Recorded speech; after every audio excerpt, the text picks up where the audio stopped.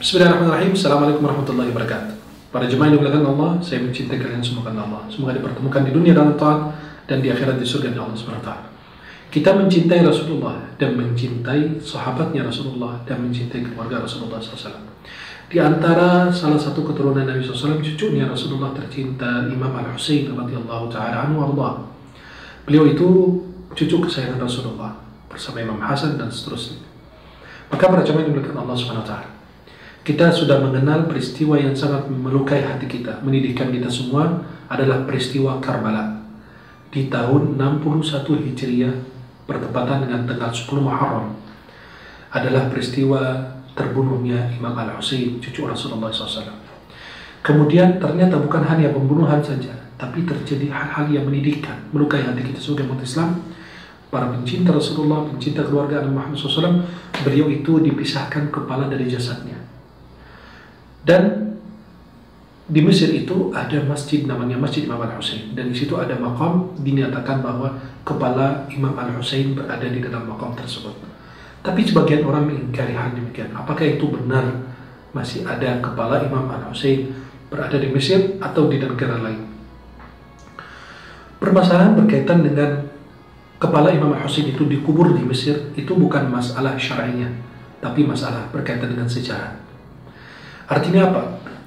Tidak wajib bagi orang harus meyakininya, dan orang yang mengingkarinya juga tidak ada kekufuran dan keimanan bagi dia. Artinya kalau saya tidak harus wajib mengimani bahwa kepala Imam Husain ada di situ, tapi menyelisihi kenyataan.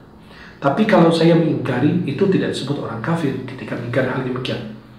Akan tetapi sepakat ulama sejarah dan penulis-penulis sejarah bahwasanya jasadnya Imam Al-Husain dikubur di tempat terjadi peristiwa Karbala di Irak. Akan tetapi kepala beliau dibawa ke beberapa tempat sehingga sampai ke Asqalan. Kemudian ada yang mengatakan bahwa kepala beliau sudah tiba di Asqalan, kemudian dibawa dan dipindahkan ke Mesir, dan disampaikan oleh sebagian para penulis sejarah seperti Ibnu Maysar Al-Qalqashandi, Ali bin Abi Bakar Asy-Syahir bis-Sayh, Al-Harawi, Ibnu Iyas, Sabtu Al-Jauzi, Al-Hafidh As-Sakhawi. Mereka menyatakan bahwa kepala Imam Al-Husain dipindahkan dari Karbala, dari Irak ke Asqalan, dari Asqalan ke Mesir. Kemudian ada seorang ulama, Al-Allamah Asy-Syabrawi. Beliau menulis kitab namanya Al-Ithaf. Beliau membuktikan dalam kitab tersebut bahwa kepala yang ada di Mesir itu adalah kepalanya Imam Al-Husain radhiyallahu taala anhu warḍah. Dan ada sebagian ulama lain membuktikan bahwa benar-benar yang ada di Mesir itu adalah kepala Imam Husain radhiyallahu taala anhu warḍah.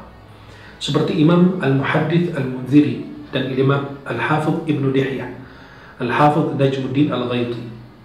Kemudian Imam Muhammad bin Bashir Ibnu Nahawi dan Imam Asy-Syaikh Asy-Shiblanji, Asy-Syaikh Hasan Al-Adawi, Al-Imam Asy-Sya'rani, Asy-Syaikh Al-Munawi, dan yang lain sebagainya. Dan seorang ulama Mesir, Maulana Syekh Muhammad Zakiuddin Ibrahim, beliau menulis risalah tentang Ra'sil Imam Al-Husain bimashhadihi bil Qahirah tahqiqan muakkadan wa hasiman.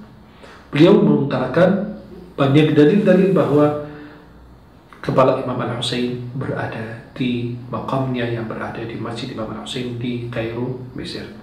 Dan ini kata ulama-ulama kami, ini yang mencenderung kami bahwa betul kepala Imam Al-Husain berada di Mesir. Dan alhamdulillah itu sebuah kemuliaan, salah satu atau sebagian dari tubuhnya keturunan Rasulullah Imam Al-Husain berada di negeri Mesir. Dan alhamdulillah itu sebuah karunia, sebuah nikmat bagi kita atau bagi warga Mesir dengan adanya kepala cucu tercinta Rasulullah Imam Al-Husain berada di Mesir. Sebuah keberkahan untuk kita semua. Mudah-mudahan kita senantiasa mencintai Rasulullah, mencintai keluarganya, dan senantiasa mencintai para ulama dan orang-orang yang dicintai Allah dan mereka yang mencintai Allah Subhanahu wa taala. Semoga Allah merahmati kita, Allah meridai kita. Aqul qawli hadza wa astaghfirullah li wa lakum, wallahu ta'ala a'la wa a'lam bis-shawab. Assalamualaikum warahmatullahi wabarakatuh.